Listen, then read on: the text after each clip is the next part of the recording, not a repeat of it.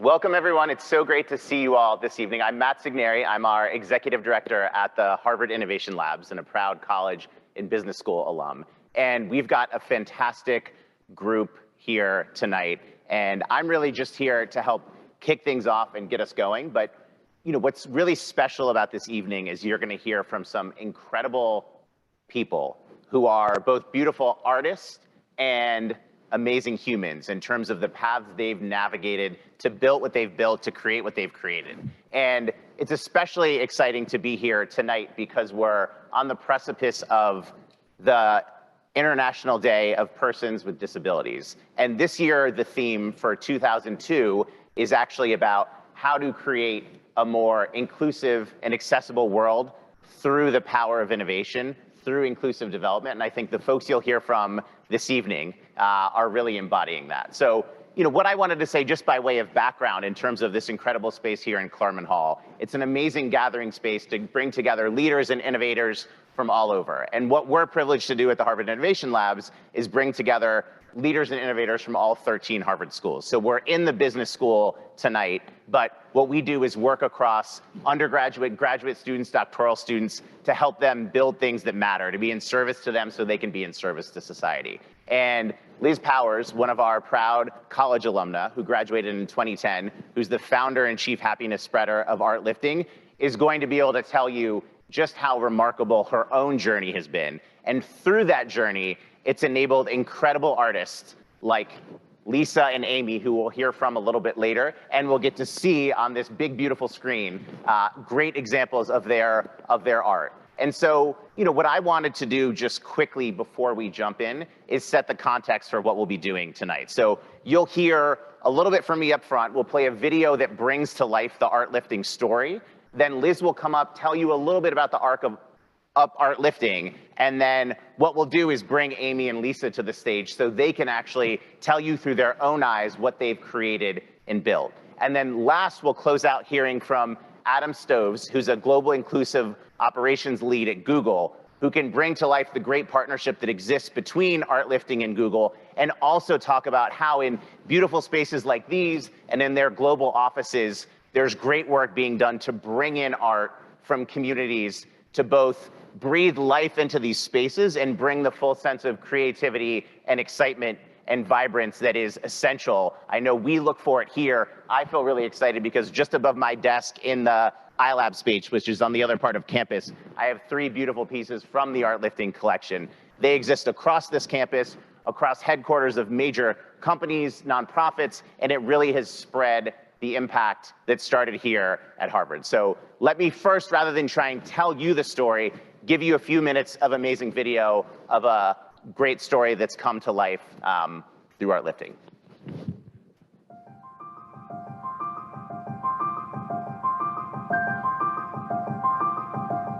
Nick is my 28-year-old son. He's on the autistic spectrum. He is nonverbal, and he expresses himself through his art. We're in Boston with Art Lifting's Liz Powers, who's pioneering a new movement in the art world, combining income and intention. And you will not believe who these artists are. For the last 10 years, I've been working with individuals who are homeless and have disabilities. And they've repeatedly told me, Liz, I don't want a handout. I want an opportunity. In 2009, I was working at Harvard, and I got laid off during the recession. And it was a very difficult time not being able to find not even temp work. So now I'm homeless, and I don't have any income.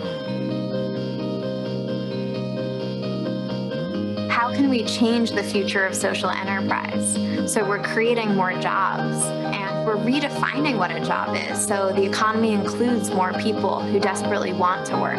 So that's what I did after graduating from Harvard, running art groups in local shelters. It's like, wait, this artwork is amazing. And a lot of it is saleable. So the new idea was, well, let's create a marketplace, curate the top artwork, and then sell it. My case manager hooked up a meeting with myself and Liz. She asked me if I was interested in joining Art Lifting. You're about to be on your way to becoming a professional artist now. Selling my art, it just never occurred to me. Someone brought my mail for me from the shelter, and it was from Art Lifting. and it was my first check, and I cried. He knows he's good at art, and that's just, you know, you can't put a price tag on that kind of joy that comes from your boy, you know, who's been counted out, you know, all his life and demeaned and, you know, perhaps bullied. We define our impact in two ways. One is obviously financial, but the second is confidence gain. And that piece is actually the most important to me, is seeing this domino effect of positivity on their life. But then when I actually sell something, I don't know why I'm feeling so surprised. Like, that's the point. But I feel this overwhelming sense of gratefulness and like, this is really happening.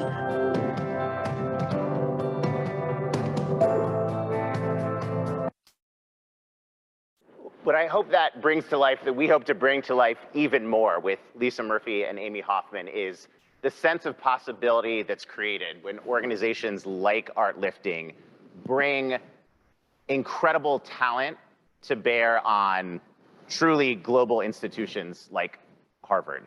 And so what I'll do next is welcome Liz to the stage to tell us about her own journey, because just as Lisa and Amy and Adam's journeys are remarkable, you know, what we feel some pride of place on is that the story of Art Lifting started here. Here at Harvard, here in the Harvard Innovation Lab. And some part of that is the resilience and the excitement and the desire to breathe something new into the world, the very challenging work of entrepreneurship. And I know there are many of you who are entrepreneurs or aspire to be entrepreneurs in this room.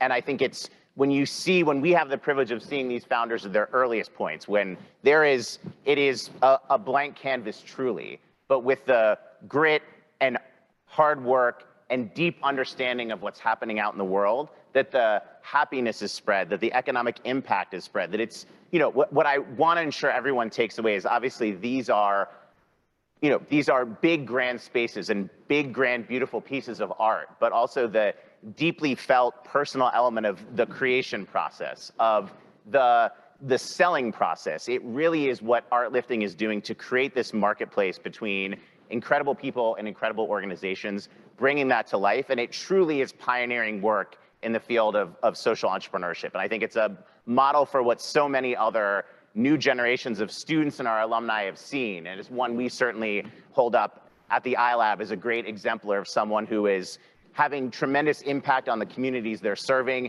inventing new models of how to do things, and also creating so much art and brilliance in the world, and especially in underserved communities like those who are housing insecure and facing disabilities. But the thing that I've taken away most from seeing Liz for now 8+ years, as I first met her in a prior role leading our social enterprise initiative at HBS, is that the incredible vision she has to support other entrepreneurs, and these artists are themselves entrepreneurs, is really just remarkable. But rather than try and tell more of her story for her and be her hype man, let me welcome Liz Powers to the stage to tell you more about Art Lifting.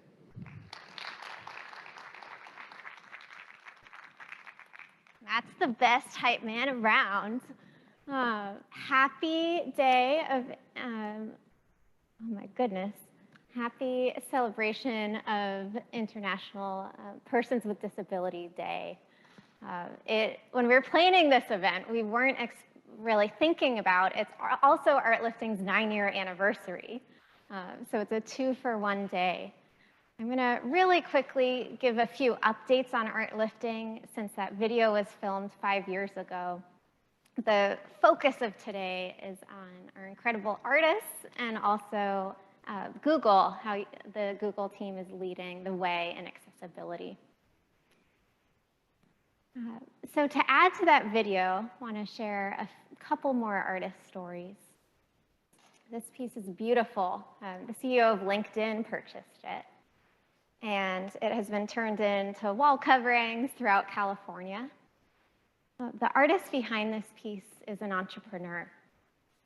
Her name is Mia Brown, and she has cerebral palsy, so she isn't able to paint with her hands. The way she creates is through what she calls her magic wand.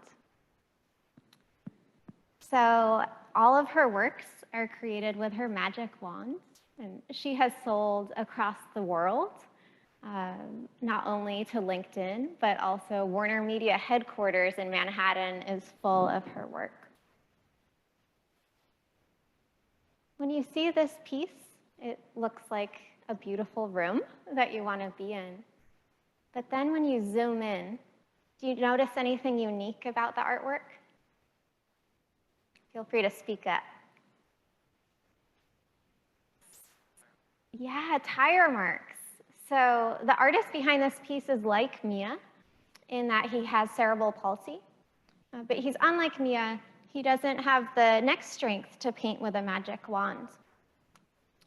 So depending on the day, he either has paintbrushes or markers on the back of his wheelchair, and has really shown the offices that have purchased his work what a can-do attitude is.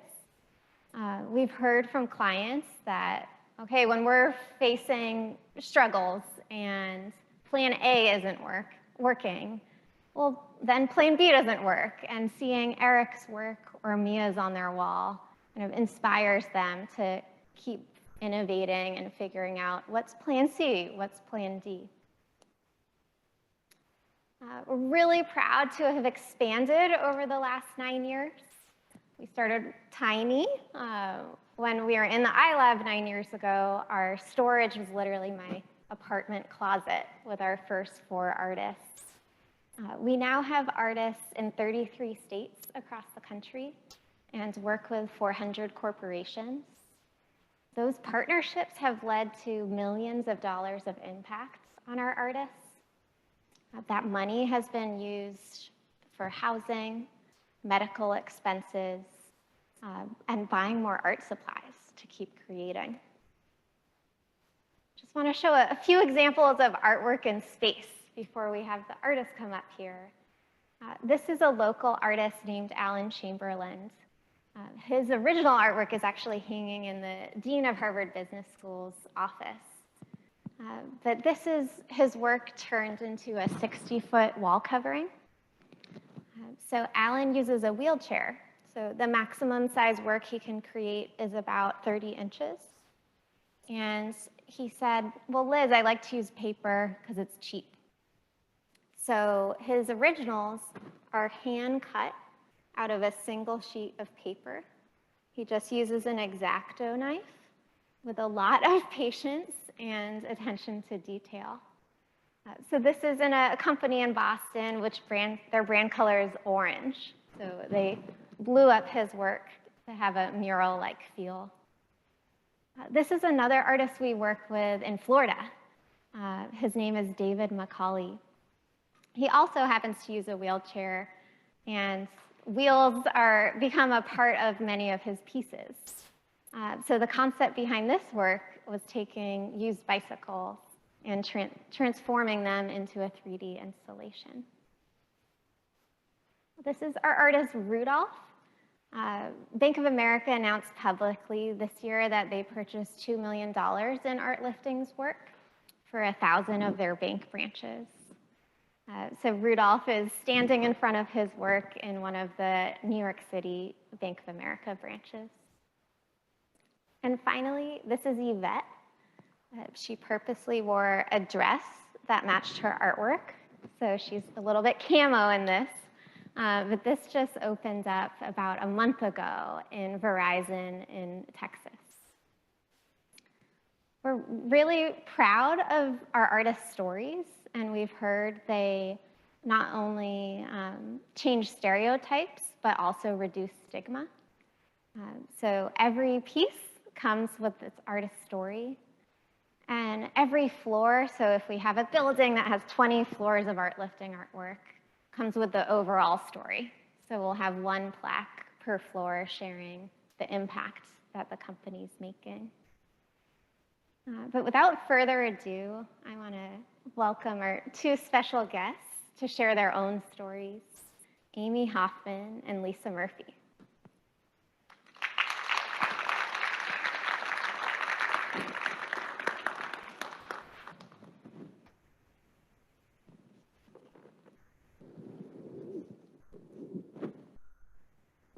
Thank you both so much for joining us. We're really delighted to have two incredible artists who could tell the art lifting story better than Liz or I can. And what I wanted to do, and I had a really nice chance to spend time with both Lisa and Amy's husband, Daniel, earlier today, just to get a window onto the incredible people that are behind the incredible art. And so, you know, what I thought I'd do first, just to breathe life into their stories, is ask Lisa and then Amy just to tell us how you got your start in the art world. Okay. Amy, jump right in. Okay, I'll go first then. So first, I'd like to thank Harvard University for having me today. I'm super honored and excited to be here and to tell you a little bit about my story and my journey with art. So I've always been artistic and creative ever since I was a child. For example, I studied dance and piano, and I just love the theater. And I used to draw portraits of people's faces. But eventually I went on to study at NYU Business School. I double majored in marketing and management and worked in marketing for a while. But then I realized my creative self just wanted to come out again. I so much wanted to express myself artistically, but I just didn't know how because I didn't know what my medium was at the time. And so I ended up dabbling in a bunch of creative things. Like I took acting classes at night, and then I tried to get into makeup artistry. And from that, I discovered that I liked being completely immersed in work, physically immersed in work. And I loved working with tools like brushes, and I loved color. But it didn't dawn on me at the time that I should be putting this on canvas with some paint. So it wasn't until the year of 2006 I had a shocking, traumatic, life-changing experience that kind of caused me to pivot both professionally and personally. I was struck with something called transverse myelitis, and it's an inflammation in the spinal cord which paralyzed me from the waist down.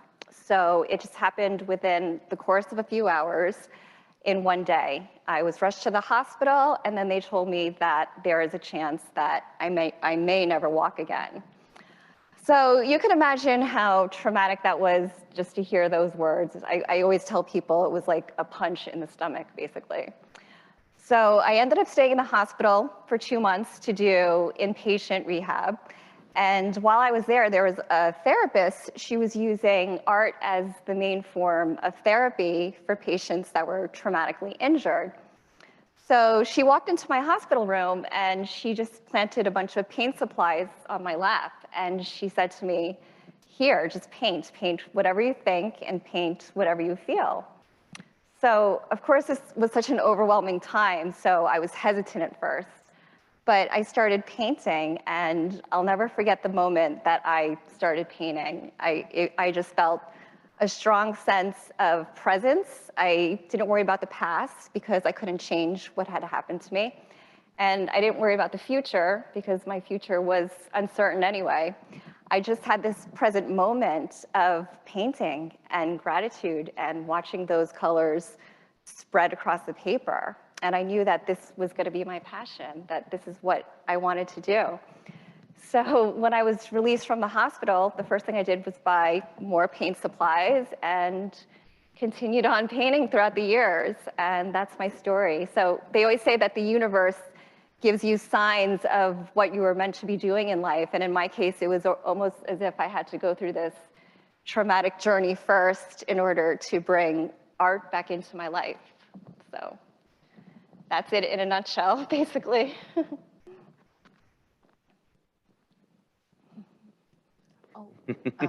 Yep, that's me. Okay.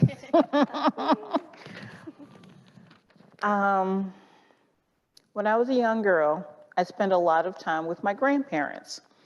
Grandma had these fantastic painted portraits of a girl and a boy that were probably purchased from Robel's for the house. Robel's was an institution in Dudley Square, which is also Nubian Square. And they had like really cheesy, kind of cardboardy furniture, but everybody in the neighborhood bought stuff from Robel's. So that's Robel's, okay. My grandparents also had these great rent parties. This was the 70s, so they had black light posters in the basement, a DJ booth, and plates of food. Basically, rent parties were parties to raise money for rent. So you'd have people over, they'd pay to come in, they get a plate of food, a drink, and they get to dance all night. So this was a great time. My cousin and I, we were little kids, we were like 6, 7 years old, and we would run down the basement stairs through the silky polyester outfits of the dancers, back up through the storm doors. So it was like a loop that we would do for the entire evening because our parents were there and, you know, we were kids. So just having that tactile, emotional experience around art was inspiring. When I went to high school, I discovered art class and joined the art school club. I was always interested in attractive paintings and sculpture. In college, I was told not to take studio classes and concentrated on communication arts. So that's just how it was back in the 90s. After I became disabled, which is to say I have a disability around anxiety and depression. So I'm a little stumbling. I'm getting there. I'm okay. Okay. And I turned to community art groups, like the ones at BU Psychosocial Rehab and Gateway. BU Psychosocial Rehab is on Comm Ave on the BU campus, and I've been there off and on for 15 years making art with artists in this fantastic artist community that has been very inspiring for my growth and my development. Gateway was an organization that I learned a lot at. They're located in Brookline, and they're specifically for folks with disabilities selling art. So I had a tenure through there, and they showed me so much stuff that it was just amazing. It was eye-opening. How to stretch canvas. What are good practices for acrylics? It was an amazing experience. So yeah, that's basically the story. I came across art lifting through another community group. They said, oh, did you apply? And I said, oh, okay. And I applied and they called. So that's kind of what happened. And now I'm, you know, in a place where I'm selling work and receiving a check, and that is shocking to me. But yeah, it feels good.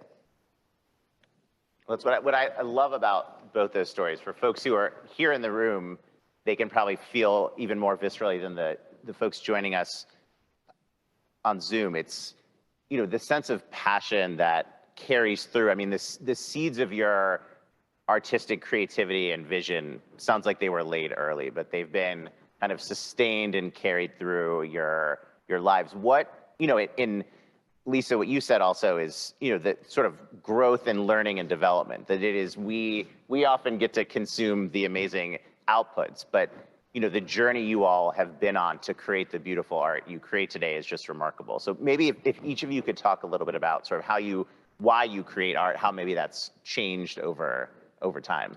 I'll go with Amy first again. Well, other than the fact that art keeps me in the present moment and helps me have gratitude for the present, like I was saying before, I sell art because it's my way of using my voice. It's my way of being seen and being heard. And as an Asian female with a disability, I'm in these diverse groups that have not always been seen or heard or had a place at the table in the past. Like, for example, I was the only Asian kid growing up in a mostly Caucasian school in a Caucasian neighborhood. So I was always seen as being different, sometimes treated differently as well. And then later on in life, when I entered the workforce, I remember in the late 90s, decades ago, it was mostly men that were heads of departments and made major decisions. And even I'm experiencing it in the art industry as a female. I'm still seeing inequality between men and women. And then later on in life, acquiring a disability, I'm now experiencing so much lack of accessibility, like basically everywhere. everywhere from like public spaces like parks and buildings like hotels and restaurants and transportation. And so this was telling me as people, we were not even being acknowledged to even be welcome to enter a place or a space. So one of the main reasons why I create art is because this is my way of taking up space. This is my way of being heard and being acknowledged is the main reason. And using my voice, yeah.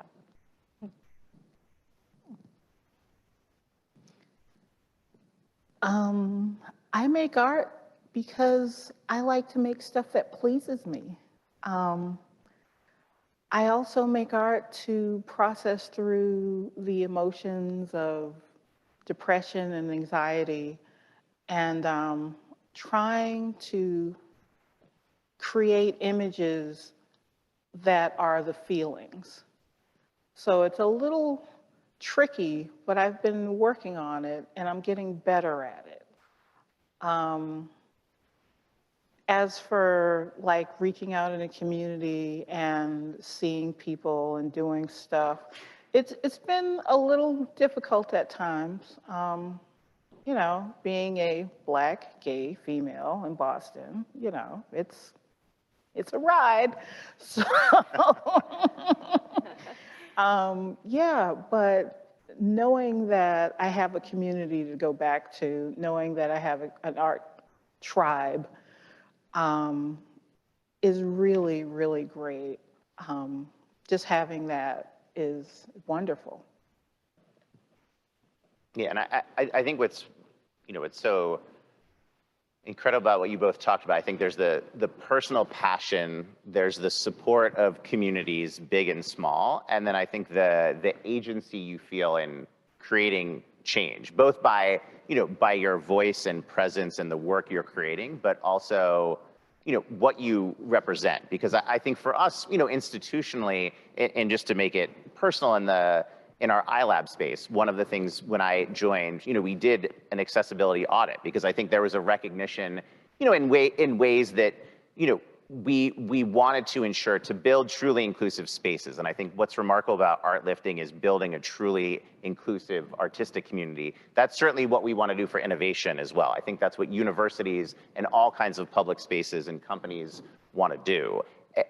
Because there's for too long not been a deep recognition of the lived experience of everyone who experiences these spaces, because sometimes those voices or people were excluded from the spaces, so there wasn't a deep understanding of it. So I think it's just so impressive to me the deliberateness with which Art Lifting and Liz and her team has thought about how to take art as a vehicle to create more inclusion and belonging in spaces. And I thought what you both shared about what's driving you to do that, also the experience of that art landing, being placed, being appreciated in these spaces has such a transformative impact, not just on the spaces, but the people who are fortunate to be part of them.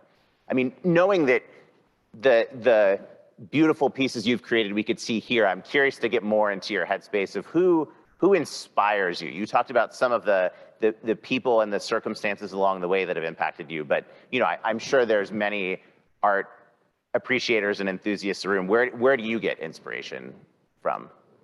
I have just a long list of inspirations, everything from like fashion to nature inspire me. But I do have some reoccurring themes that you'll see over and over again in my work. And one of them is being water. Water is my favorite element. I paint in a lot of hues of blues, and I happen to be a lifelong swimmer, swam all my life, and I jumped right back in the pool only 3 months after being paralyzed and just continued on swimming. So water is one of the main places where I feel physically free, other than when I'm painting. So I love that water is just like a soothing element. It's so powerful at the same time. I use a lot of gestural marks that kind of replicate the water and poured splattered paints to represent the imagery of it. And another theme is the concepts of time, which is the past, the present, and future. which I reflected on a lot after I got paralyzed. And so even though that painting made me feel present, I reflected on the past a lot, especially during a time period when I was once physically free, when I could run, jump, and dance. And for me, that was the 1980s. So I happened to be a child growing up in the 1980s. And so, right, and a lot of vivid memories just have stuck in my mind from that era.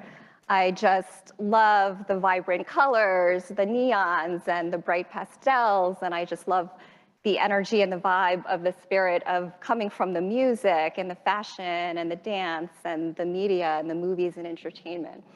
So a lot of that joyful, carefree energy you'll find also reflected in my work a lot. And last but not least, my favorite inspiration is inclusion. So just all the bold choices that I make in color palette and techniques, like the big brush strokes, those are just my desire to want to be seen and heard, highlighting the importance of inclusion. So those are my main themes, basically.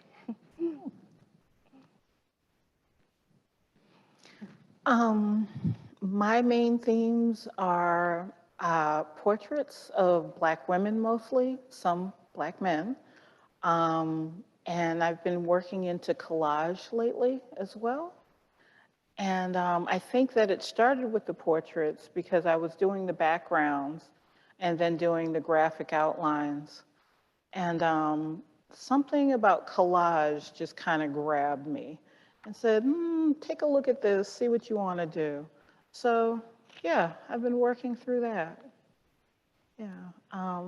But in general, inspirations have been YouTube University. For all of you who have looked on YouTube for how do I fill in the blank, I have been definitely looking up stuff on YouTube. Museums, I find them inspiring. There's so much great work there. It's just amazing. The MFA is glorious. Yeah, and my friends and family, they inspire me because they tell me little things and little parts of my life come in and they say, wow, I could express that, or wow, that's a great idea, or maybe that color should be turquoise instead of pink. Yeah. And that's how I do it. Well, it's been wonderful to explore the creation process. You know, at Harvard Business School, I'd be somewhat remiss not to explore the commercial side of this story. And so, you know, obviously this provides a huge impact on the recipients and buyers of the art, but the economic vitality and independence it creates for the artists is also really meaningful. So I'd just love to know, how does it feel when you've created something magical and you get to hand it over to someone else for their enjoyment, but also with some economic transfer as well? It feels amazing, to be honest, because I consider my artwork an extension of my heart and my soul and my emotions. So when people love and acknowledge my work and then end up acquiring it and then have it hanging in their living spaces, it just shows me that they share in my vision, that they see me, they hear me, that they understand what I'm trying to communicate. And so if I can make an impact on their lives like that, whether it's bringing them joy or inspiration or uplifting them, or even just taking them to a certain place or time in one of my pieces, then I know that I've done my job as an artist. And I think that's one of the most rewarding things. So yeah, it impacts us on so many levels. Like, it empowers us emotionally, for one, and it also helps us maintain a sustainable living doing something that we love. And I think that people with disabilities deserve to live a full life. We deserve to live a good full life doing something we love and that we're passionate about, and at the same time make a sustainable living. So it definitely impacts us on so many levels that people don't realize.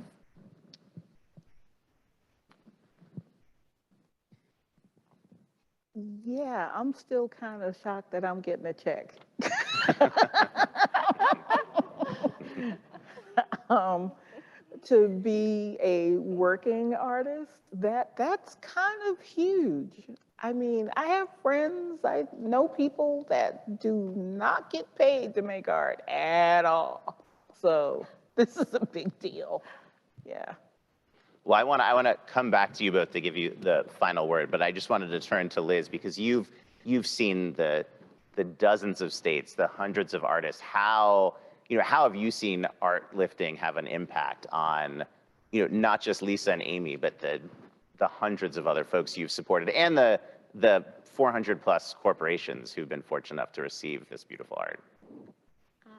From the emotional impact side, a lot of artists have shared the word validated.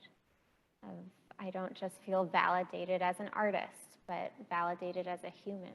I feel seen. On the corporate impact side, we've heard people say, our clients say, like, with diversity, equity, and inclusion, it starts at the environment that we're creating. And seeing artwork that is created by someone who also has a disability, like you as an applicant to Google or wherever, could make you feel more comfortable applying to work in that space. So we're really proud of the domino effect of the education and DE&I impact. Well, we've got to spend a lot of time understanding your process, what motivates you, excite you. The note I'd love to end on is, for the future, because the work you're yet to create, and also, a room of enthusiasts and buyers and supporters.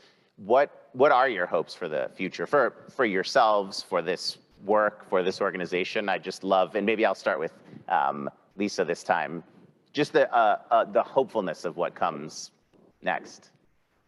Well, I hope art lifting expands its reach, and maybe we could do the entire country. It would be great to have like little art liftings in every state. That'd be awesome. As for me, I'd love to have a studio. I'd love to, get more training in the very basics of creating and drawing and painting and all of that. Yeah.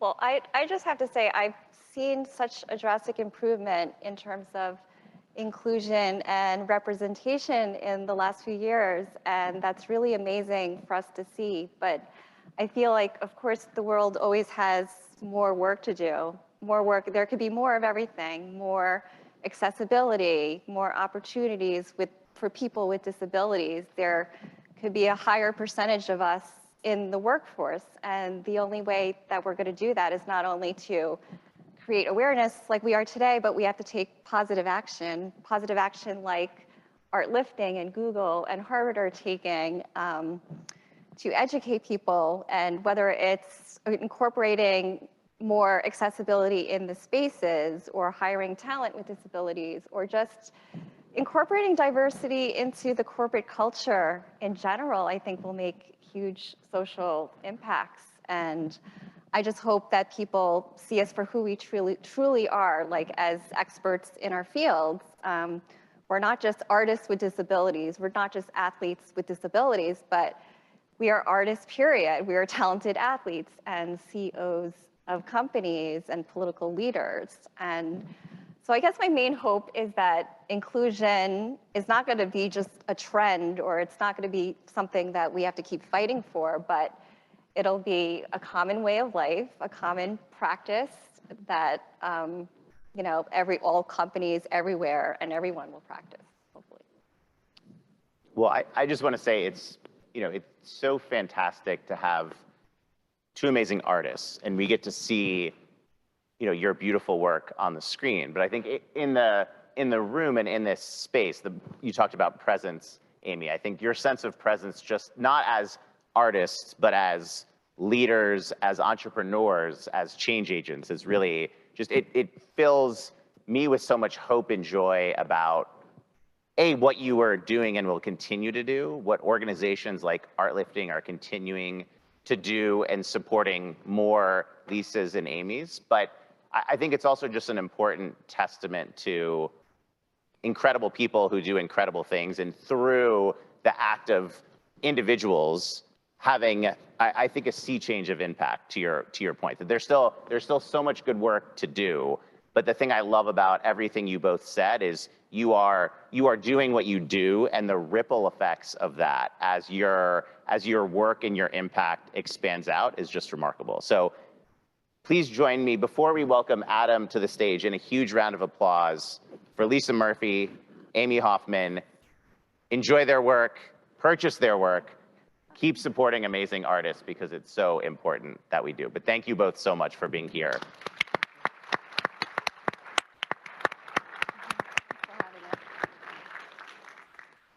And so for the last portion of our conversation, just to continue to show the expanding and expansive impact of Artlifting, I wanted to welcome Adam Stoves to the stage, who's joining us from Google in New York. He's leading a lot of their workplace equity and inclusion work.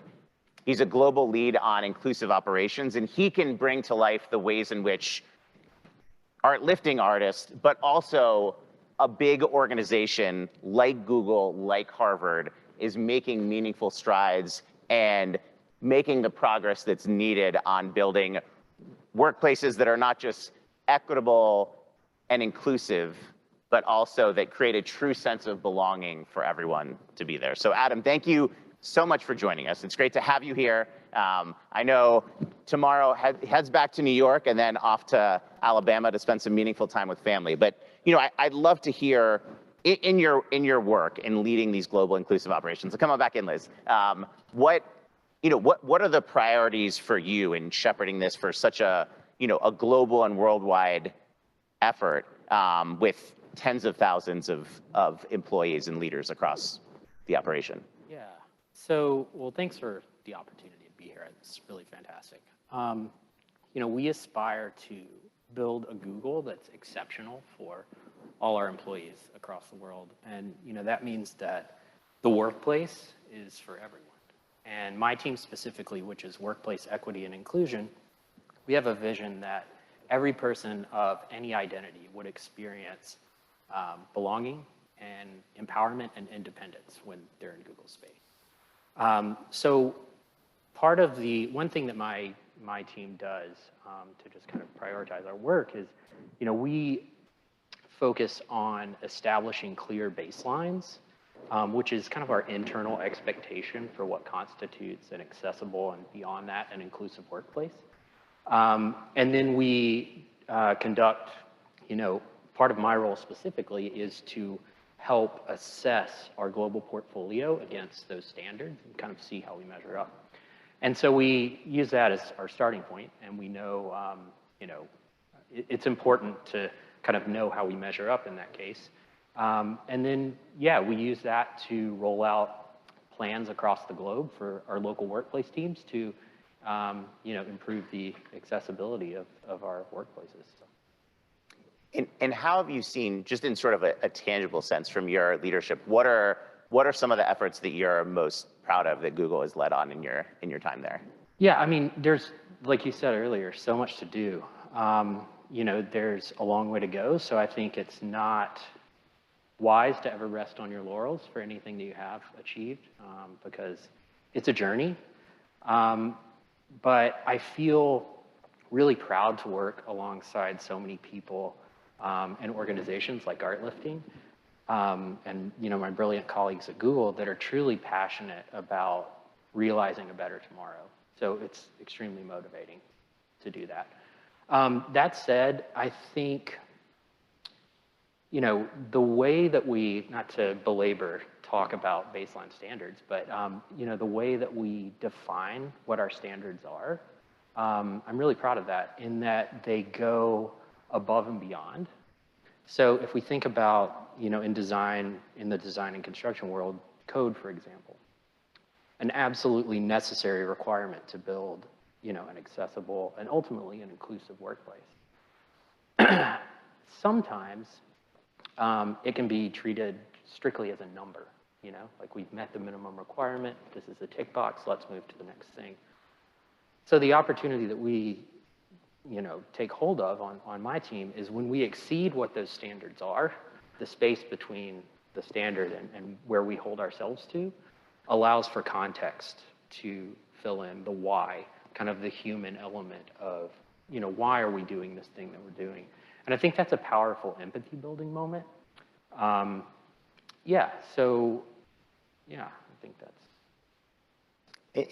And one of the levers to do that certainly has been art. And so I'm curious, for Google, which is representative of the many partners of art lifting, how do you think about the purchasing of art, from whom, where to place it, and how it impacts the community of people who work in the space but also come and visit the space? How does art play a central role in that sense of belonging?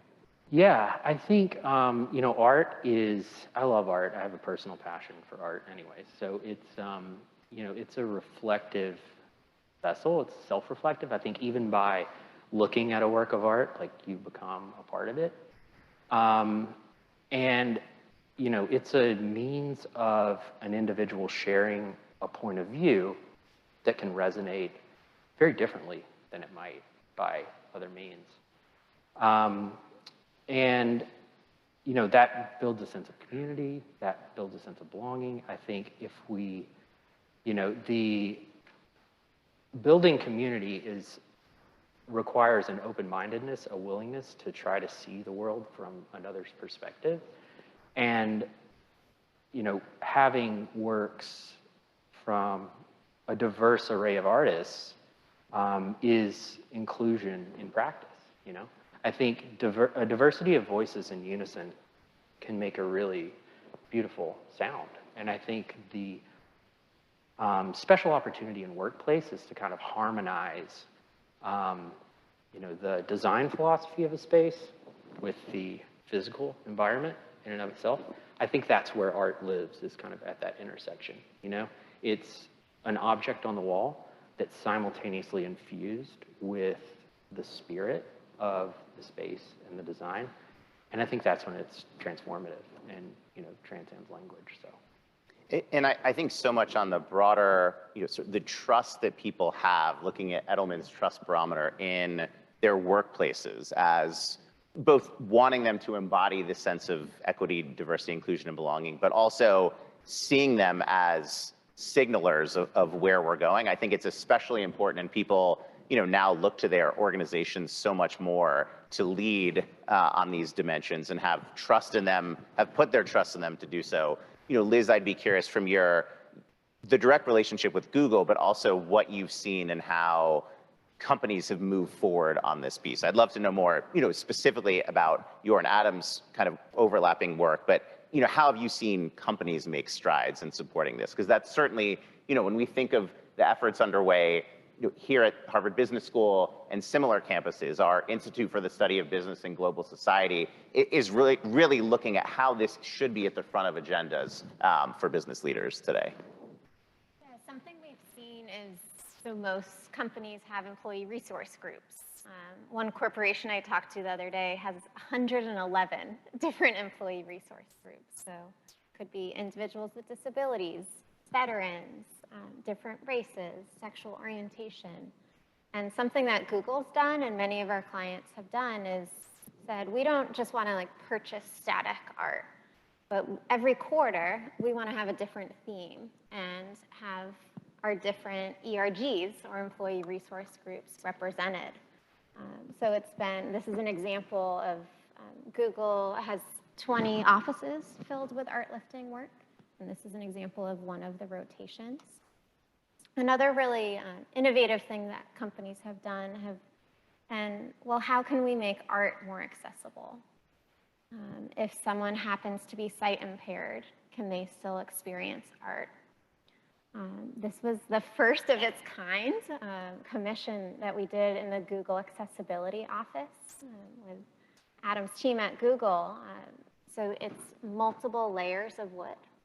So if you happen to not be able to see, you can still feel the art. And the edges of it also have Braille along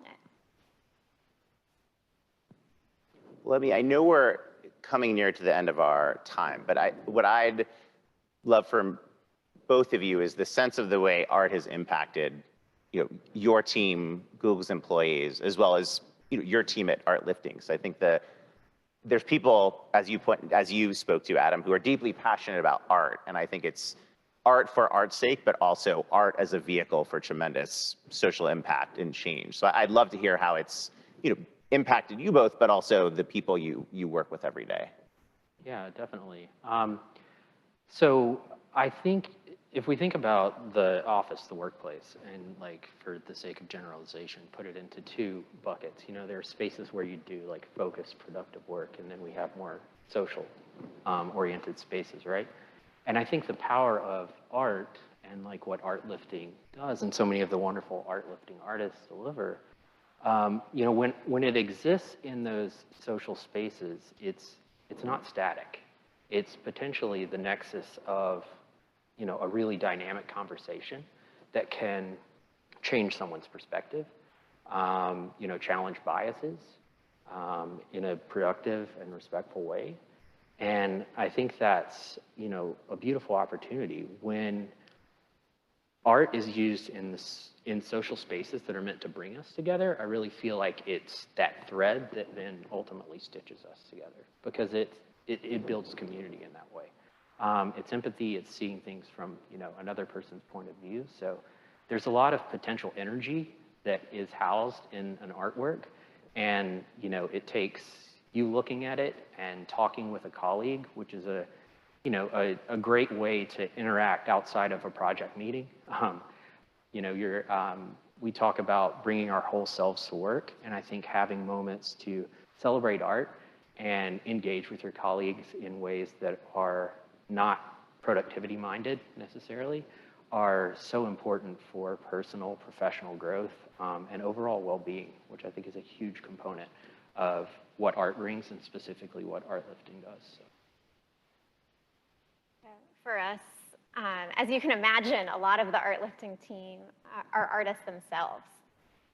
So every week we get to meet with an artist via Zoom. It's been incredible to watch our artists push the boundaries of innovation. One of our artists, Michael's Lyric, is quadriplegic, and he creates art using voice recognition software. So I just never knew that was possible until having the opportunity to meet him. He uses photos that he finds on the internet that he calls unwanted images, and feels a connection being an individual who's quadriplegic. And then with the voice recognition software, transforms them into these beautiful, really challenging images. So getting to meet with artists like Amy and Lisa and Michael's just really gives us energy and reason to get out of the bed in the morning. That's terrific. I mean, as we come to a close, I think it's remarkable to see the impact of artists and the organizations like Art Lifting and Google that amplify them. And what stands out most to me from our conversation, that the phrase you used, Adam, about a better tomorrow. I think what we're all trying to build is a tomorrow filled with more beauty and filled with more belonging. And as we have this conversation, near to the International Day of Persons with Disabilities, it's important to remember that the global population we're talking about here is 1 billion people. This is not a small community. This is a community of all of us. And some of the disabilities are visible and some are invisible. And I think what is most meaningful to me about this group and this conversation tonight is the individuals, the Lisas and the Amys who are building these beautiful works of art are doing it for a multiplicity of reasons. You heard their stories and what drew them to this work and sustains them in this work. But I think what's sustaining for all of us is the ways in which this art is a vehicle for tremendous change. And so, I just want to say a huge thank you for the courage and the beautiful work that Lisa and Amy have built, continue to build, that fills places like Harvard and Google, and hopefully continues to expand to more and more places. So first, I just want to sound some applause for Lisa and Amy again.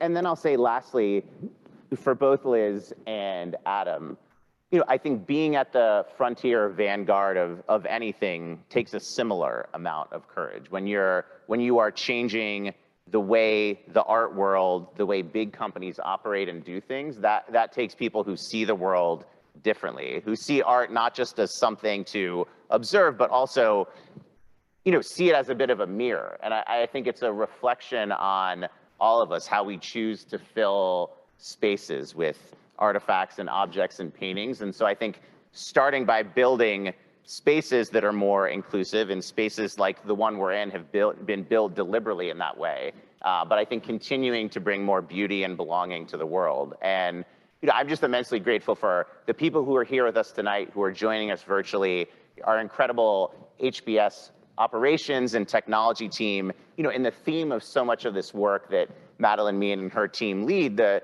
tagline for it is all welcome. And I think that's really just the note I want to end on, is that is really what we need, is a sense of welcome, but also a sense of belonging to create more incredible spaces and pieces of art like Lisa and Amy do, but more conversations where everyone is included and meant to be a part of them, where all voices are heard. And I'm just grateful to have so many of you here with us tonight and joining us virtually, and some incredible people doing incredible work. So thank you, and hope everyone has a wonderful night.